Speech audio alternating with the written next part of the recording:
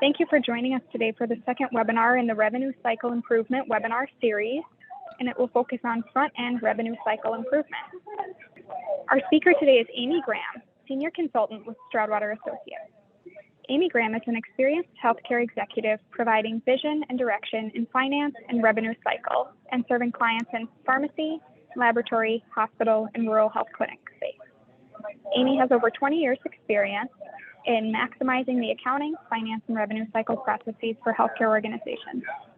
Her professional expertise includes month-end accounting consolidation for divisions with between $50 and $200 million in net revenue, creation of accounting policies and procedures for intercompany transactions, strategic analysis to determine long and short-term organizational goals, development and direction of budgeting and forecasting activities for multiple entities, and understanding of synchronization of revenue cycle management to financial statements. Previously, Amy served as Senior Vice President of Revenue Cycle Management for Nashville-based PATH Group, among many other notable positions. I'll be monitoring the chat box throughout the webinar. Please feel free to chat in any questions at any time or unmute. I will now turn it over to Amy Graham to kick us off. Amy? Thanks, Shannon. I appreciate the introduction there. And I just wanted to say thank you to the National Rural Health Resource Center for letting me come and speak with you all today.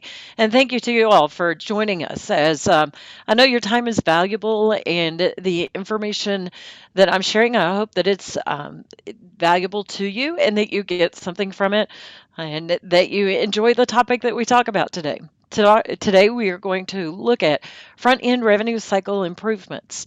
And this is actually funded. You can see our funding statement there.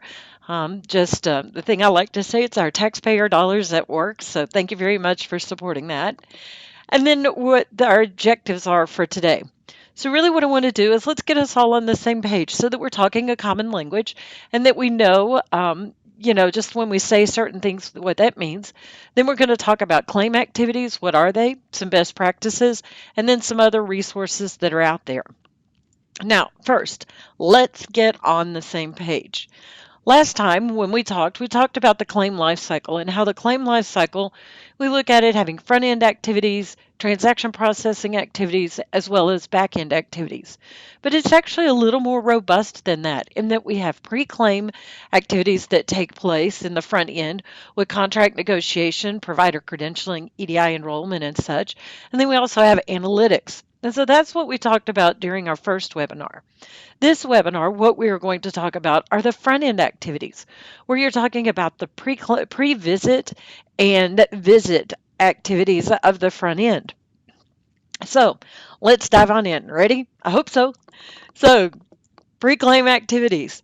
The first one we're going to talk is about scheduling and registration. And really what I want to say with scheduling and registration, it's all about the 5 W's. Who, what, when, where, why, and an H, how, like we did back in grammar when we were in school. And the questions, why I started with that is because, one, it's easy to remember, but two, it's really quite, relevant. Because the questions you want to ask are, who's going to arrive? If you have them scheduled and registered, then you know who will arrive. What are they going to bring with them? What does that look like? Are they bringing the right things? When are they going to arrive? Do they just show up on your doorstep? Do they know what time they need to arrive? Where will they show up? Now, in critical access and rural hospitals, they could arrive anywhere. They could show up at your clinic, show up at the ER. Sometimes they just show up on the floor where they've just been admitted to the floor. And then why are they coming? What services are they looking for? And then I added the H, the how. How will they pay for these services? So when you think about scheduling and registration, you really want to look at what the best practices are for that. And so in looking at those best practices, first off, what I would say is you want to put your patient at the heart of your revenue cycle process. A lot of times when you think about scheduling and registration, it's like you've got this task. You want to get those four W's, who, when, where, why, 5 W's and the 1 H. You want to address those and get that taken care of. But at the same time, you need to put the patient at the heart of your process. And you want to encourage your revenue cycle staff to build a better business for the hospital by acting as the agent for patient satisfaction and ultimately loyalty and relationship management. When you think about it, they've gone to see their doctor and then they're coming to the hospital because they've been told you need to go to the hospital to have these services done. And most times, the revenue cycle staff who's doing the scheduling and registration, is the first person that they talk to at the hospital. They're not talking to a clinician. They're having someone say, "You've been scheduled for this day, and here, let's do some pre-registration for you." And in order to help encourage the revenue cycle staff to do this, you ought to provide scripts for them to follow that provide a consistent, high quality customer service message. Are they consistently saying all of the same things? Or do you have one employee who's just going rogue and doing their own thing? That if you do a best practice of having scripts for people to follow, then they will be relaying the same message and the same information that you want all of the patients to hear, going back to being the heart of the revenue cycle process. And then what you should do is create a pre-registration process to help improve the day of registration process and address any non-covered services. So when thinking about this, that in scheduling and registration, you gather the information.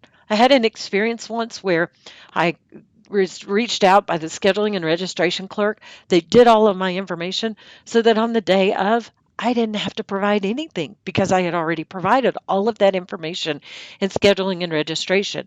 And did that make an impact on me? I'm sharing it with you today, going, man, this was a really nice experience. And I would go back there again because of how easy it was to do. And then what you ought to look at doing too, is standardizing the data that's provided by your referring physicians for scheduled services. And I know we look and we think, okay, the provider's got their own way of doing it. But sometimes they create their own way of doing it because no one at the hospital has ever said, if you would provide this, this, and this, these 7 things, or you would let your patient know this is what they can expect, then it would make the process go a whole lot smoother and create that good experience for your patient, and that they would understand and participate and just be very more engaged in the whole process itself. And then finally, can use centralized scheduling services that allow patients to have a single place to schedule all of their tests. And then also that one location, the scheduling services, they would inform the patients of the required documentation and financial obligations that they need to have for their services.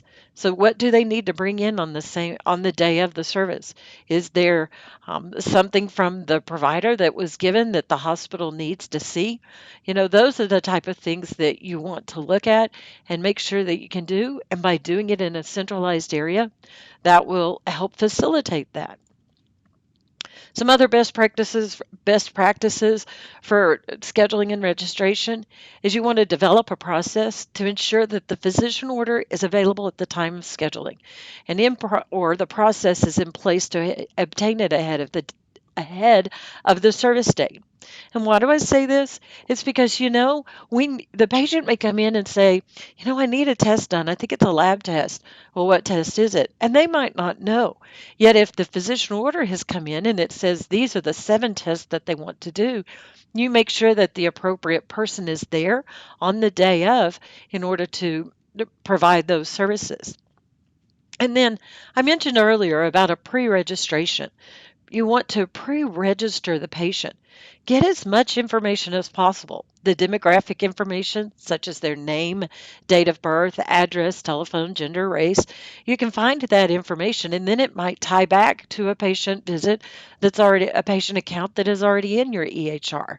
And then you want to understand the reason for the patient's visit or a pre-order service. Find out the insurance carrier information in the subscriber name, group number, subscriber demographic information, all of that information, to gather it ahead of time and then put it in a place in the system that can be referenced later when you get to the actual visit itself. And I'll come back to that here in a minute. And then also the preferred pharmacy. A lot of times patients may receive a medication order and they're like, well, can you send it to my pharmacy? And it's so much nicer to hear, well, your pharmacy is this one, right? That's on this location. And the patient can just go, yes, because it just shows that you care about them because um, you've helped you care about them because they know that you've captured the information and you're still utilizing that information. And then also to encourage your physicians to use the centralized scheduling services to help minimize patient dissatisfaction. And to say to your physicians, on the day of, there may be some anxiety with some of your patients as to the procedure that's going to be taking place or the lab work that's going to be taken. And so by doing the scheduling and registration, you let them know that they're being cared for and that it helps improve the patient satisfaction because they've done all of this pre work, they can pull the appropriate paperwork, they have it, they've provided it to you. And then on the day of, it's really about patient care as opposed to, hey, let's figure out how to get all of this paperwork for you. So that talks about the scheduling and registration, but now let's talk about insurance verification. So one of those areas that we talked about on the earlier slide was to gather the insurance information. And why do you do that? Because, you know, insurance verification is your first step toward receiving payment for the services. All of the activities we've done before that we've discussed before are really talking about, how do you get that information? How do you make sure that it's clean? Where do you capture it? How do you capture the charges? Will you get paid? But insurance verification is the first step toward getting paid. And that one of the statistics that's out there is showing that claim denials have steadily been growing since 2016. It's up 11% of all claim submissions in 2020. So it's growing. It has grown 11% since 2016. And 86% of these claim denials are potentially avoidable. That one I'm going to wait for a minute and let that sink in. 86% of claims are potentially avoidable. The denied claims are potentially avoidable. And really, how to avoid that is by pulling the proper insurance information, making sure that you have the appropriate information, that if it's in the system already, you confirm, is this still the same? Or did you change insurance plans? And by doing insurance verification, you streamline that process and actually get the payment in a little bit in quicker for your facility. And it uses the information that you've gathered in that scheduling and registration step. So when you think about how often are my patients scheduled? Do I know who's coming in today? Have I even had that discussion with them? Well, if you haven't even had the initial discussion with them, then you're certainly not going to be on the first step toward getting paid for the claim. So it really speeds things up. And so, in looking at insurance verification, what are some best practices for that? I would say best practices are you should run insurance verification on all admissions, including reference lab tests. They may go straight to the reference lab to have a lab draw done, but you want to make sure that they still have insurance verification done. Leverage available online verification tools. Does your clearinghouse you have a insurance verification offering for you? If so, use that tool. Make sure that your staff understands the need for doing insurance verification. And then also, not just doing insurance verification on all primary insurances, but also on the secondary and tertiary insurance. Because it could be that, you've been handed these three cards and, oh, wait, what we thought was secondary and tertiary, one of those may be primary.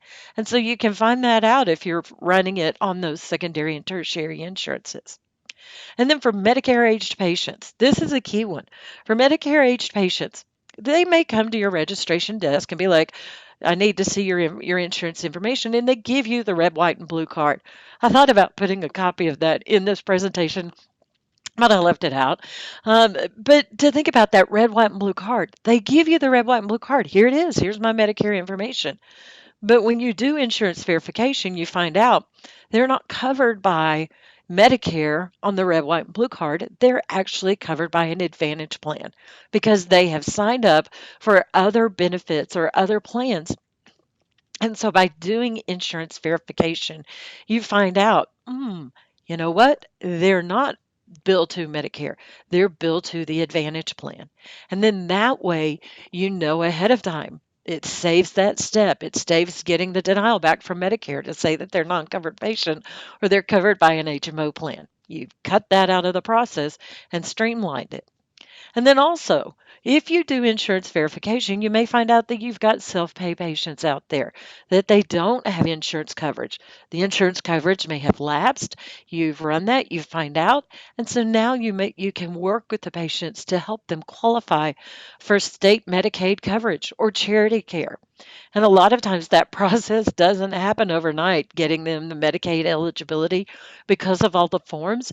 And yet, if you're doing this insurance verification, if we think about it again, we're still in the pre visit stage. Patient has not even arrived at the hospital for the dates of service.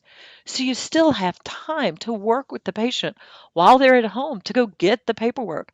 They may have it in another room in a file cabinet, in the bottom of the drawer, and they've got to go dig it out and bring it to you. But providing this information, they will have it right there, and you will have caught it soon or caught it earlier in the process through insurance verification. You want to also make sure that when doing insurance verification that the services will meet medical necessity. Do they have a clause in their plan that says they're not going to cover it? You want to ascertain the need for prior authorization. When you do insurance verification, they'll come back and tell you prior authorization required. Identification of required copays and deductibles and previous balances that are out there to look at that so that you can say to the patient ahead of time, hey, think about this, your insurance, it's come back and says that you have a $500 deductible. Think about that. And we'll talk about that here in a minute as well.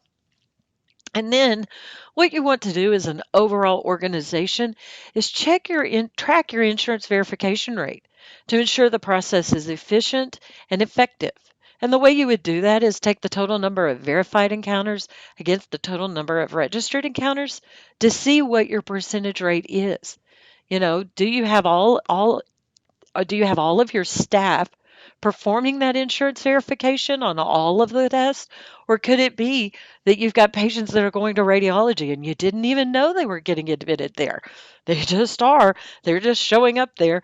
You can find that out that way as well. So these are some best practices for insurance verification and why it's important to do that step. Now, the next one we're going to talk about is prior authorizations.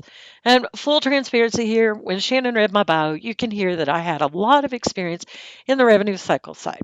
I don't have a lot of experience working for an insurance company. Pretty much I don't have any. And so because of that, I'm a little jaded on my description of what a prior authorization is. So I actually went out to Wikipedia to pull it rather than using my own terminology because Shannon might have kicked me off the stage if I had told you what I really think about prior authorization. So I'm just putting that out there. But prior authorization, per Wikipedia, is a utilization management process used by some health insurance companies in the United States to determine if they will cover a prescribed procedure, service, or medication. The process is intended to act as a safety and cost measure, although it has received criticism from physicians for being costly and time consuming. Okay, I probably would fall in that last category, true confession. And some of you may as well.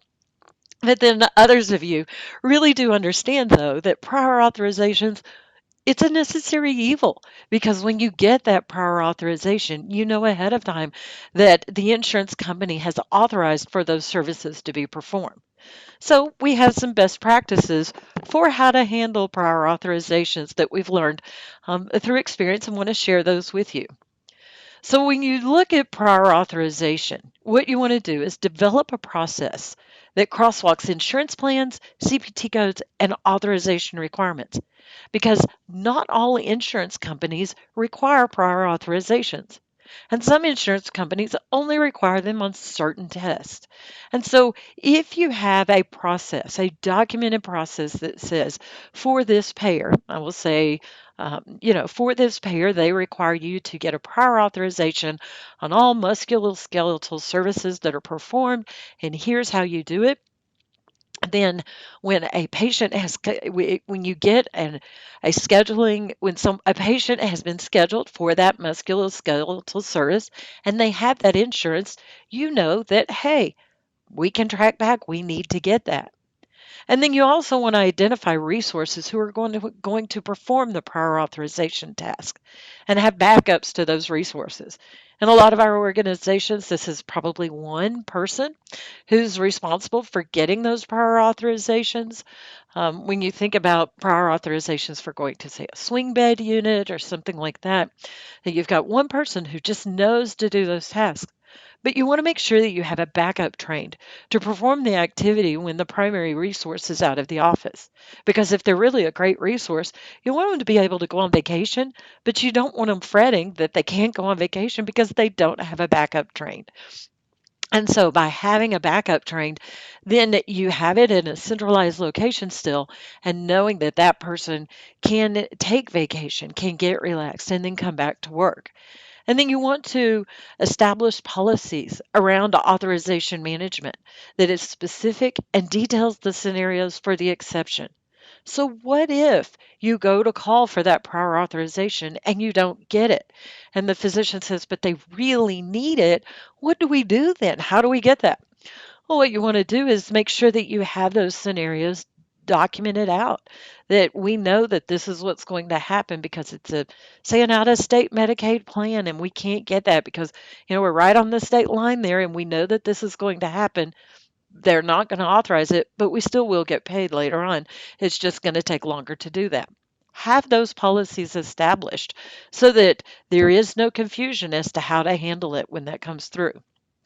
And then what you want to do is to make sure that you develop a process between your prior authorization team, that resource who's handling it, and the clinical services for prior authorizations that are needed once the encounter stay has begun. Like I was talking about before, they come in as an inpatient and then they're going to transfer to a swing bed.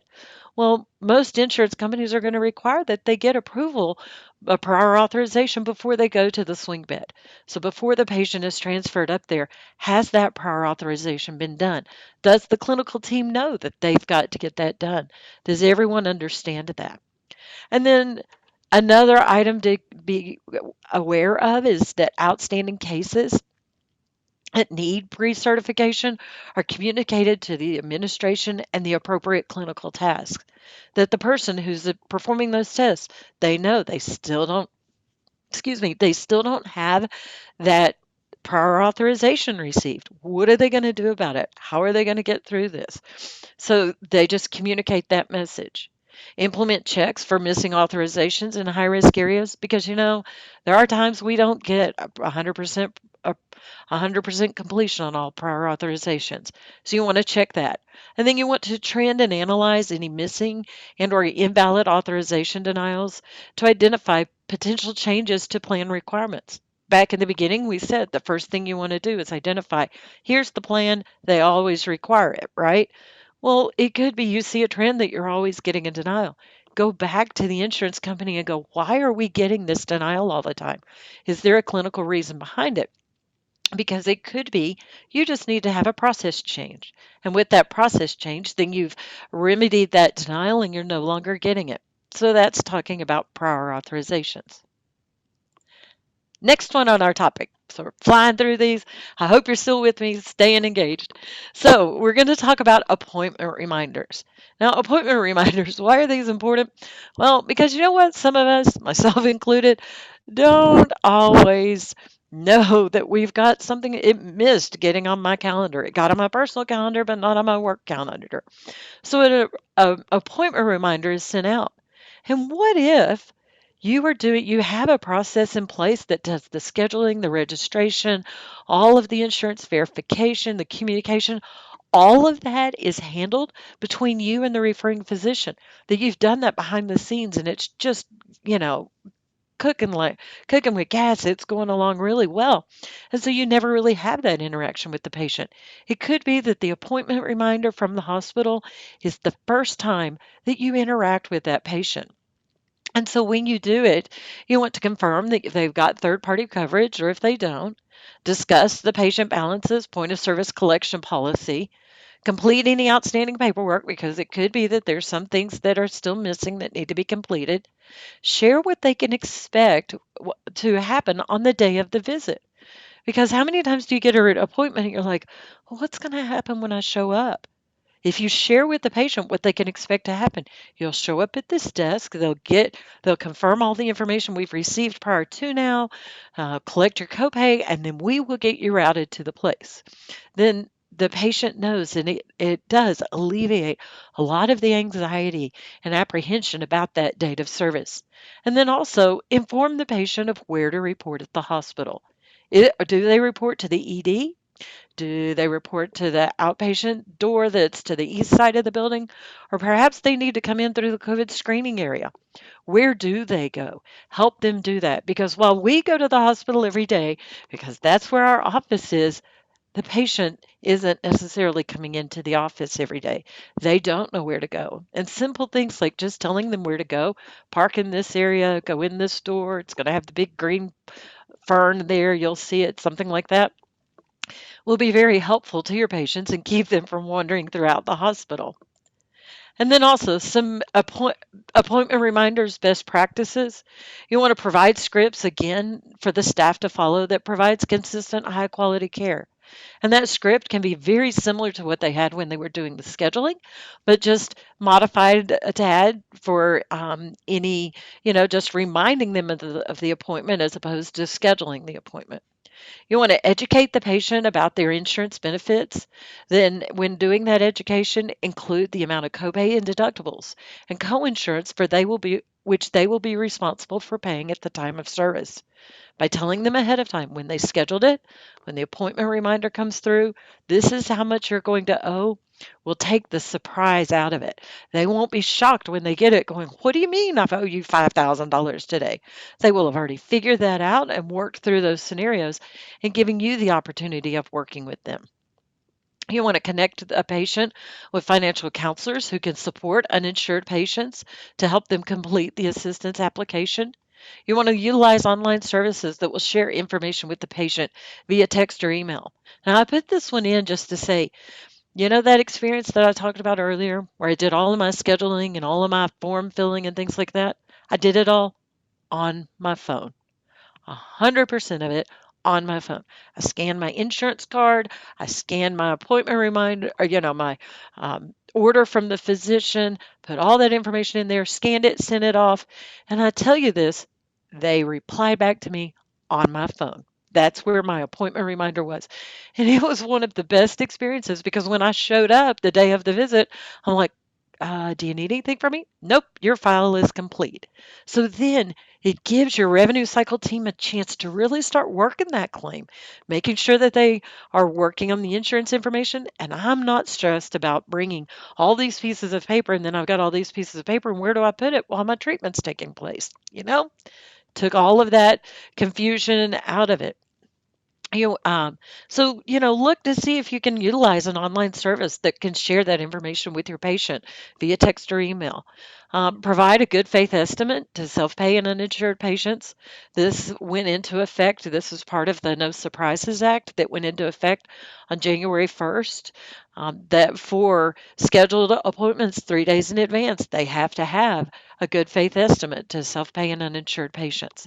And then tell the patient the next step in their care and what they can expect to take place. Just, seems to be common, a lot of the common steps that we're taking in these pre-visit activities, but it doesn't hurt to repeat it because sometimes it's going to take 3 times telling the patient the information before it really clicks and they're like, oh, okay, this is fine. So now we've made it through the pre-visit. Let's get on to the visit. Yay, we've arrived. Day of service is here. So when looking at that, the first thing is registration, the patient check-in.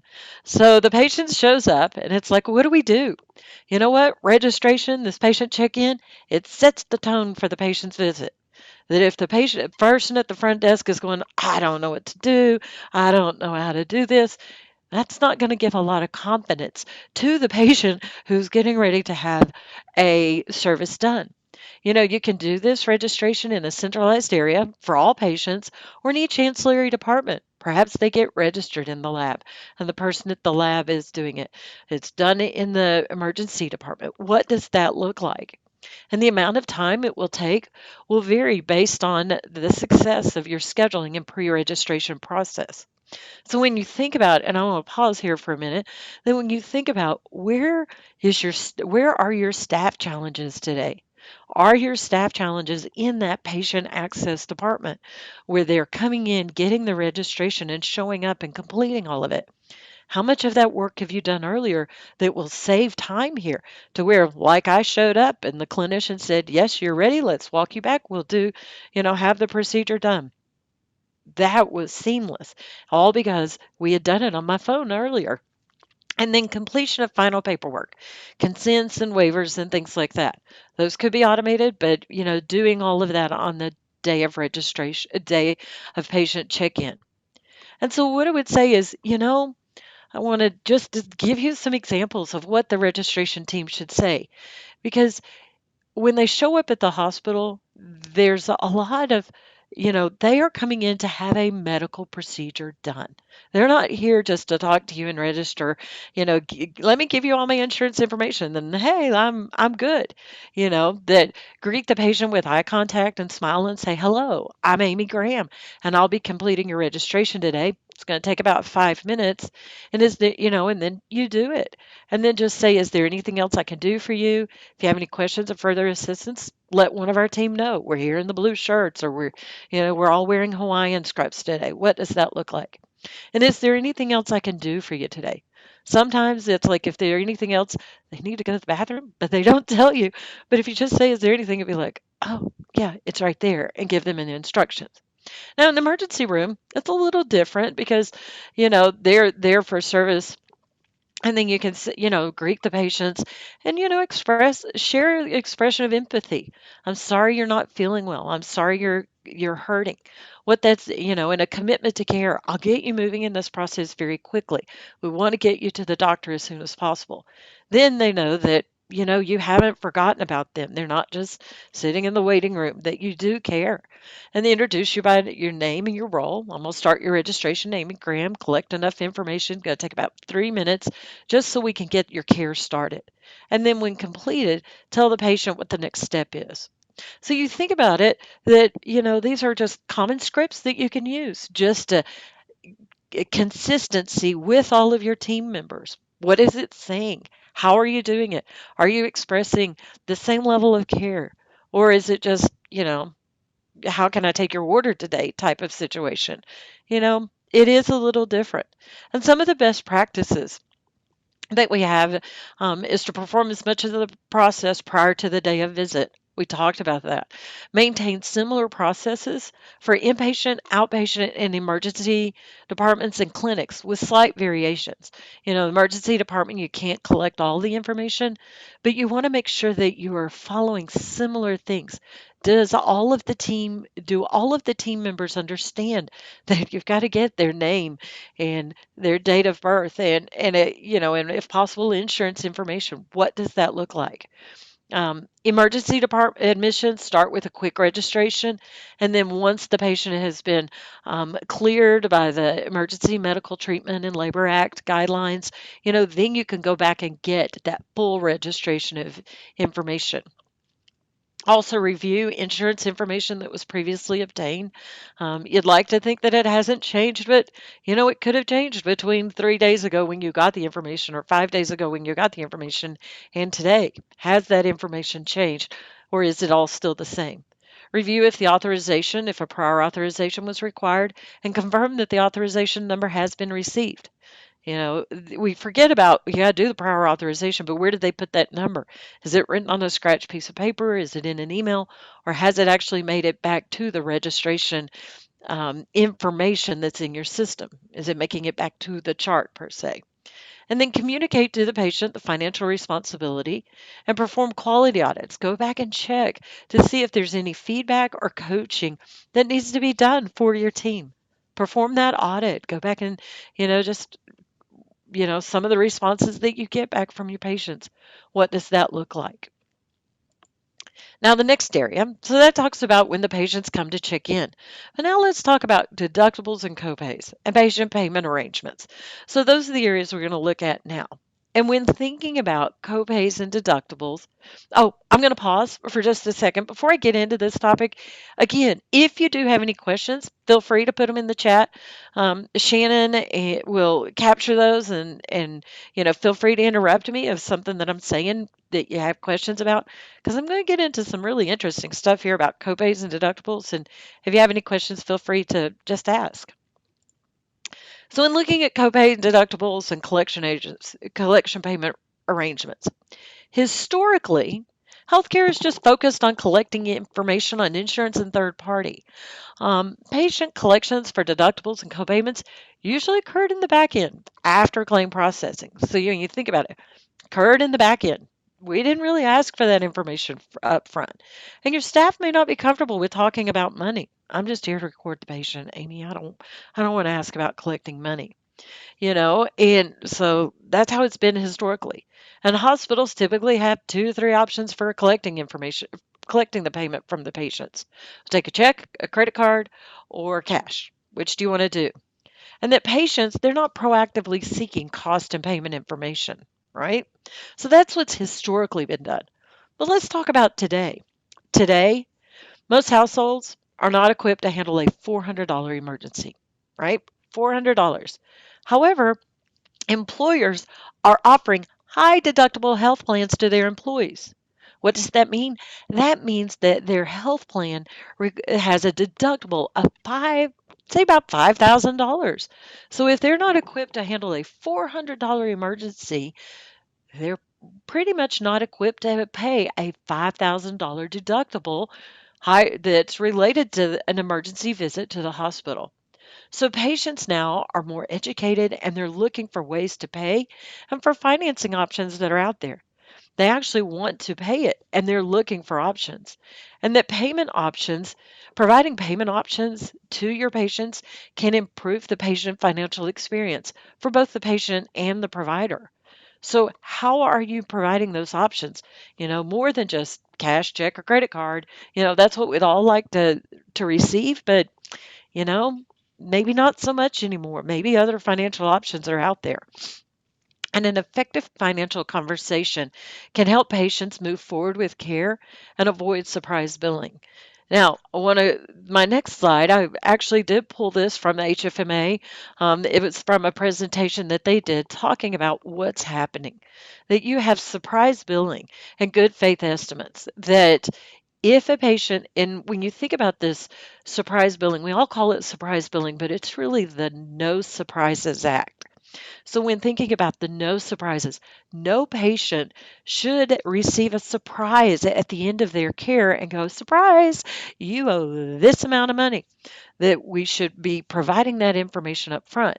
And what went into effect on January 1st of 2022 is that providers must provide uninsured and self-pay patients good faith estimates prior to all scheduled care. And that scheduled care is at least 3 days in advance that the provider must provide that good faith estimate, and that the patient should only receive one good faith estimate for a primary service, including all convening providers. So, when thinking about that, so you have a patient that they were in a car accident, say, and they're covered by motor vehicles insurance, and they need to have, a CT of their neck done, right? So, in thinking about that, they are considered uninsured because they're not covered by a health insurance benefit for that specific visit. They are covered by motor vehicle insurance. So with that, the patient has scheduled this CT. They've done it 3 days in advance because they've told they need to have it done. So a good faith estimate has to be given. Now, that good faith estimate needs to include not only the services provided by the insurance or provided by the hospital, but also including the radiologist charge. So it needs to be an estimate for those services so that they know ahead of time that um, this is what they should receive, and it would be reflective of any discounts that would be available to the patient, if there are any, if you're providing any discounts to it. So to keep that in mind, that this went into effect on January 1st of 2022. In the past, we might have been offering estimates for that, but now it's required by CMS because of the legislation that went into effect on January 1st of 2022.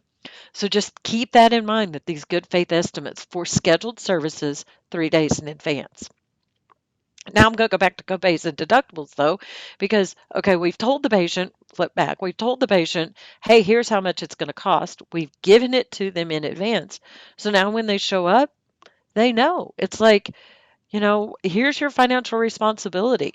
We're communicated it to you prior to the day of visit. What do we need to do? We need to just ask for the money. I'm going to skip to this. Offer alternative payment options. Can they do a digital payment? Can they do, Venmo, person to person Venmo?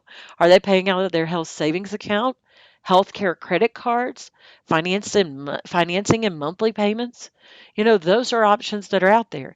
Can they scan a QR code and it automatically will make the payment to the hospital's account? What does that look like? Are you offering these alternatives to the patients so that they know, hey, they look at it and go, wow, this hospital is really up and coming because look at all these different ways we could pay.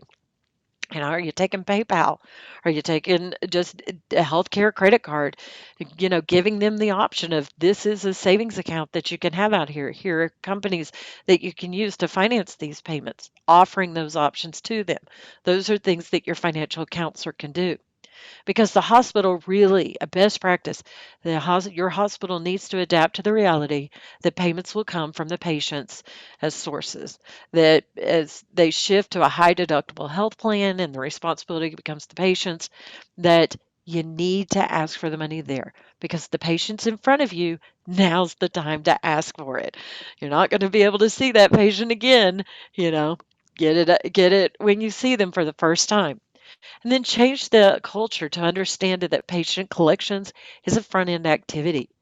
That helping the payments be able to, or help the patients be able to just understand what their responsibility is, that's a front end activity. That doesn't happen after the insurance processes and after the claim is done and when it gets to a patient balance, that it needs to be done.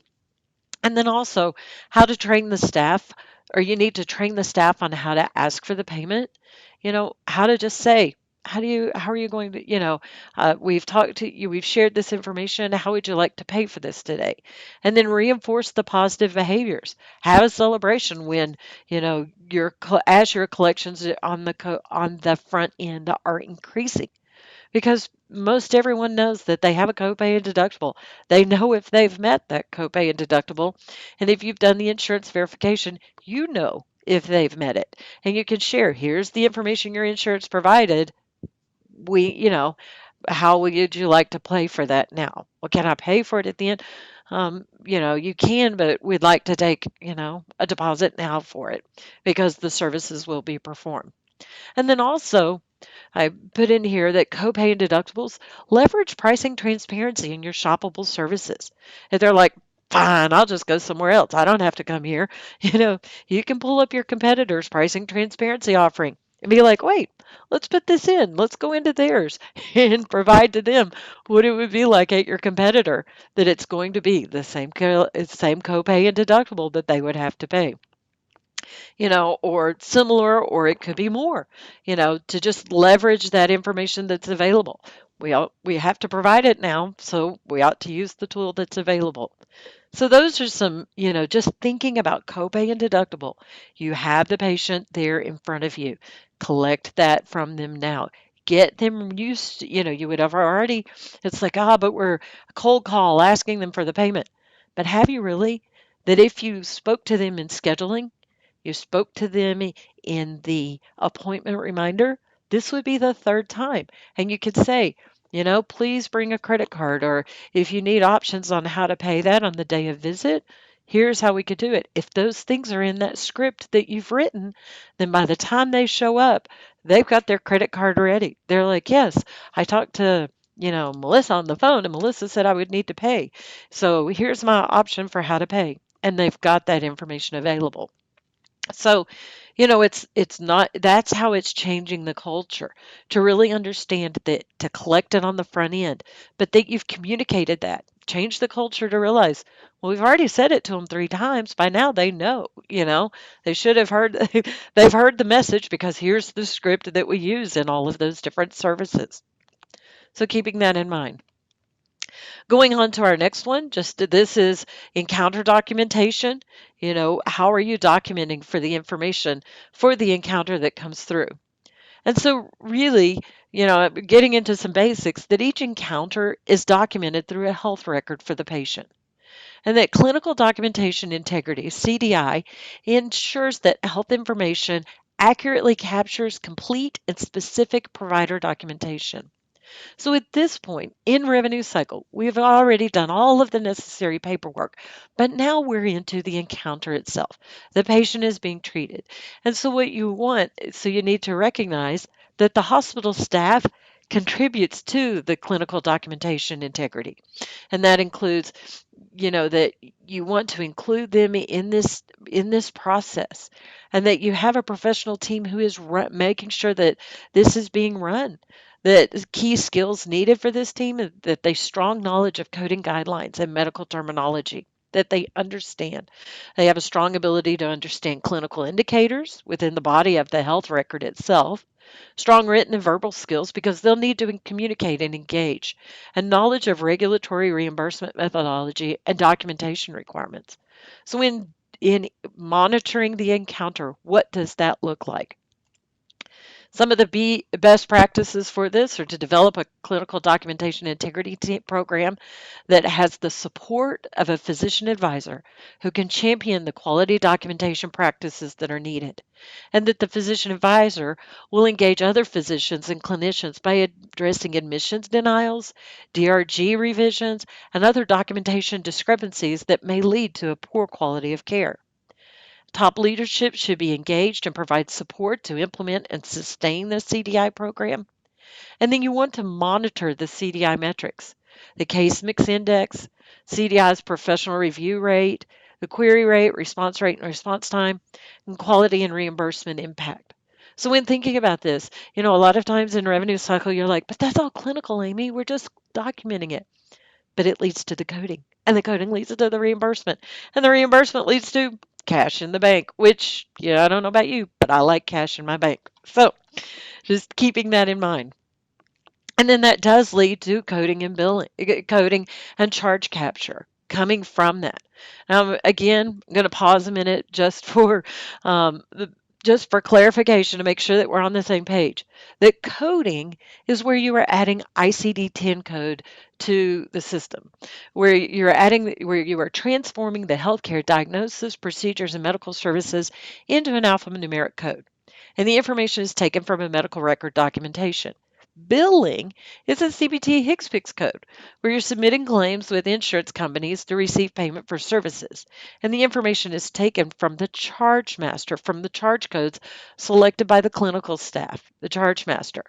Now, in some hospitals, it's like we use these interchangeably because what's happening is one person is doing both of these tasks, or it could be that it's being done by multiple tasks. And so, when talking about ICD-10 coding, just giving you a breakdown of it, I felt like this was, just for a minute to talk about it, that the first 3 characters in an ICD-10 code, so there are actually 7 characters in an ICD-10 code. And so the first 3 characters represent the category, and then the next 3 characters provide detail on the disease, the condition, severity, and extra characters may be populated with the sex. And then the seventh character has some characteristics. That's the extension over here. That it has some characteristics of episode of care, if it's the initial, subsequent, sequela, visit due to complication, type of fracture, fracture care, or complication of pregnancy. And so there are actually extensions for that. So if you think of a fracture of a shoulder or upper arm, so you could say that A is for the initial encounter, and this is putting it in the extension, or the multiple gestations, where it talks about if it's a single fetus, two fetus, or multiple fetus, or other things. So just explaining, how that ICD-10 code breaks down. I am not a certified coder, and so it was very helpful for me to really understand. Oh, this is what the coders are looking at. This is the type of information they're filling in. And so with coding, there's also charge capture. And so with charge capture, you want to make sure that the charges reflect the services that were provided, that the patient and supported by the clinical documentation contained in the medical record, and that timely posting of charges is usually within 3 to 5 days. We're going to talk about that more in our next webinar on Thursday. And then charges are posted in different ways. They can be posted manually. It can be posted based on test results, based on documentation, things like that, automatically through the system, and that reports are available to monitor the revenue and usage by department. Charge capture is integrally connected to the charge master, so they operate together. And then within billing, I have listed out for you here just what is billing, just defining the CPT, HCPCS codes, and then also who maintains it. Because it's really interesting that within billing, they use one, two, three, four, five, six different categories that are not all maintained by the same company. And people want to know why revenue cycle and billing is so difficult. And it's like, well, we've got all these different organizations that are giving us the go ahead or the block or the denied. And what does that mean? And that's just in the basic information, not counting what's happening on the payer side. So that's the information that's there. And then some best practices for both coding and charge capture. You want to make sure that you use concurrent coding to improve the medical necessity documentation. You hold weekly nursing and HIM meetings to discuss medical necessity documentation. You want to hold department managers responsible for monitoring the revenue and usage via the charge reconciliation process. That getting charges into the system is not just a revenue cycle process. I have a lot of conversations that are like, I'm dependent upon what the clinical team is doing. I just can't make it up and get it out there. So you want to make sure that the department managers in the clinical areas are monitoring that information, and then educating and training the staff, and then establishing an interdisciplinary team that meets and oversees processes such as chart audits, monitoring revenue, overseeing CDM issues that might be out there, billing issues related to the charges, managed care charges, and pricing updates. And then also some other best practices that are out there are identifying and monitoring departments with charge capture issues that need to be worked on, that need to be addressed. You want to invest in a strong charge to CDM team and maintenance process. What does that look like? Do you care about what's going on in your charge master? Because if you don't care about what's going on in your charge master, as we shared before, it can cause a lot of manual interactions down the line. Providing education and training to new managers regarding how the process works. A lot of times they get put on the floor and they're like, "Here, go to work." And no one ever really comes back and says, "Here's how the charge master works and charging for for our system, and this is what we do." And then regular revenue cycle meetings with the management and staff and departments to review reports, discuss charges and changes related with that happen with the quarterly and annual updates that come out from CMS. And then have policies and procedures that outline the expectations of the manager so that you met the new manager that's been thrown onto the floor and help them understand, here's what we do and here's why this is relevant. Yes, your main focus is to take care of the patient, but our focus altogether, though, is to make sure that we get a paycheck that the hospital is a going concern because we are getting paid for the services. So just helping them understand that you recognize that they have a task out there, but that you want them to participate in this process as well. And so in looking at this, this goes over just all of the activities that happen in just the front end. This is, and when you think about this, we still have not submitted a claim for payment. We've got it ready for payment, but we're getting through that process. And that's what we're going to talk about next in our next webinar. Well, again, here is my contact information. Feel free to reach out to the center if you have any questions about anything, or send me an email directly. As I share with everybody, I really love talking about revenue cycle. It's a lot of fun. One of the reasons I love talking about it is because I so appreciate the job that everybody does, that you all are integral parts to getting the facility paid for the services that were provided. And sometimes people don't understand how hard it is to do certain tasks within the facility. And I just see it as my goal to figure out how to let them know, to show you, to tell you that I appreciate the job that you do. And I do appreciate this hour that you have given me today, just to talk about it. And if you have any questions, again, feel free to reach out to me. And then in the presentation, there is a list of other resources that are out there and available that you can refer to as well.